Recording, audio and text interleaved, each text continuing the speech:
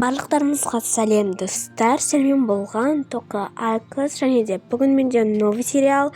Бұл сериалдың аты менде блогер қыз. Яғни осы блогер қыз менде отбасымен бірге тұратын болады. Бұл бірінші бөлім. Сіздер маған лайк басып тіркелуді ұмытпаңыздар. Ал ендеше көп сөзбай сериалымды бастайын. Кеттік. Сәлем достар, қалдарыңыз қалай? Мен бүгін үйдемін, әрине. Сіңіліммен бірге үйде жүрмін. Менің 2 сіңілім бар. Таныстырып өтейін. Мына менің сіңілім Айгерім. Барлықтарыңызға сәлем. Және де менің атымды барлықтарыңыз білесіздер. Менің атым Арайлым. Және де достар, енді сосын мен ең кішкентай сіңілім Айкүнім бар. Айкүнім менде садикте, ата-анам барлығы кешке дейін жұмыста болады. Ал сіңілім түске дейін неде болады, садикте болады. Сосын ата-анам оны алып келеді обедте. Сол кезде сіңілімді көрсететін боламын. Біз отбасымызбен әкемізге қатты ұқсаймыз. Менің ортаншы сіңілім, то есть осы сіңілім менің анама ұқсайды. Мен негізі Айкүнім екеуміз әкемізге қаттырақ ұқсаймыз. Түріміздің, әлпетіміз барлығы әкемізге қатты ұқсайды. Ал мына сіңілім енді мамама ұқсайтыны енді базар жоқ, мамамның мінезі де ұқсайды. Сондай. Енді жалпы айтқан кезде біздің үй өте қарапайым деп айта алмаймын. Мен үйді осыдан 1-2 жыл бұрын жасатқан болатынмын. Біздің үйіміз қирап, сондай болып жатқан. 2 этажный үйге көштік. Сосын мама папамыз жұмысқа кірді. Сонымен осындай үйге көшіп келдік.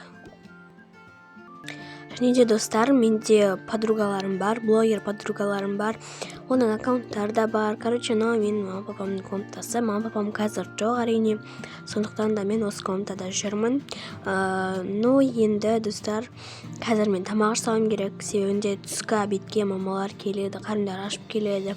Мамам менің өзі тамақ жасап кетеді холодильникте. Сол тамақтарды дайындап қоя саламын. Ал жүріңіздер достар, 1-ші этажға барайық. Достар, енді осындай лестница бар бізде. Арнайы, потому что енді керек болады. Достар, біздің 1-ші этажымыз вообще өте әдемі. Енді көрсетсем шок боласыздар, сондықтан да көрсетпей қояйын деп шешімге келдім. Ақырындап уже көре бастайсыздар. Ал енді жүріңіздер, ас бөлмеге барып тамақ дайындай берейік. Достар, міне біздің ас бөлмеміз просто бомба стилі жасалған. Енді біз бұл үйді 60 миллионға алдық. Біз ақша жинадық, ата-анамызбен, ата-анамыз жұмыс істеді, сол ақша жинады. Біз наконец-то осындай үйге көшіп келдік. Мен блогерлікті бастадым. Менің зарплатам қазір где-то 3 миллионға жетеді, нормально. Достар, мен қандай тамақ дайындасам болады деп ойландым. Ойлана келе осындай бізде соктар бар, неше түрлі соктарды құйып, жаңағы дайын тұрған тамақтарды соның үстіне қоя салам деп шештім. Енді мен достар тамақ жасай аламын, сонда да азық-түлік бізде андай қатты көп емес. Сондықтан да сол біз мына жақта отбасымызбен отырамыз. Мына жақта зачем-то 2 не тұр, потому что енді сіңілім 2 нені қалаған ғой. 2 осындай отыратын, кішкентайларға арналған 2 нені қалаған. 2 жаққа да отыра береді ол. Мына жақта 3-еуміз отырамыз.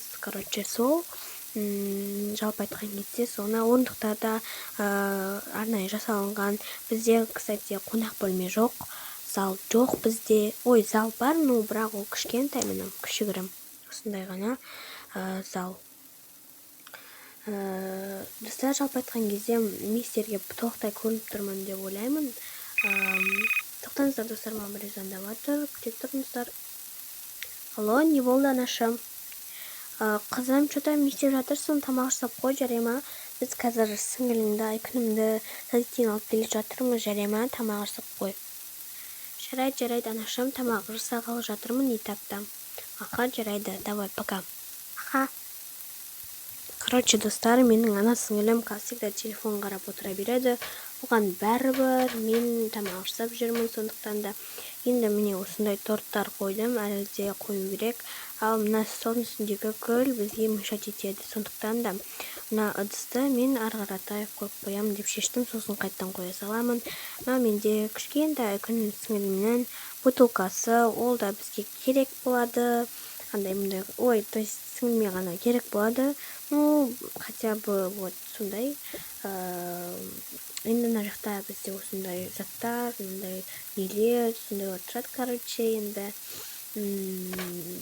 Вот осындай күнделікті өмірім менің сондай, короче, тамақ жасаймын, ана жаққа барамын, подругаларым шақырған кезде үйде сіңілім қалады, және де Айкүнім деген ең кішкентай сіңілім қалады. Кішкентай сіңілім мен ортаншы сіңілім қалады. Солар екеуі, короче, магазинге барып өздеріне бірдеме алады. Мен оларға ақша тастап кетем, сол кезде олар бірдеме алады. Ал қалған күндері тамақтың бәрін мен жасаймын. Өзім бос кездердің барлығында тамақты мен жасаймын, барлығын мен істеймін. Короче, сондайда. Енді мен тоқтай тамағымды жасап алайын, содан кейін сіздерге көрсетемін. Так, не жасасам болады? Так, телефонын айқа қоя салайын. Былай немен айқа кіріп кетті. Жарайды, айқа қоя салайыншы. Холодильникте менде осындай сок бар екен. И потом... Короче, достар, сосын мына жақта торт бар деп айтқан болатын мамам. Сосын осындай тамақ бар деген.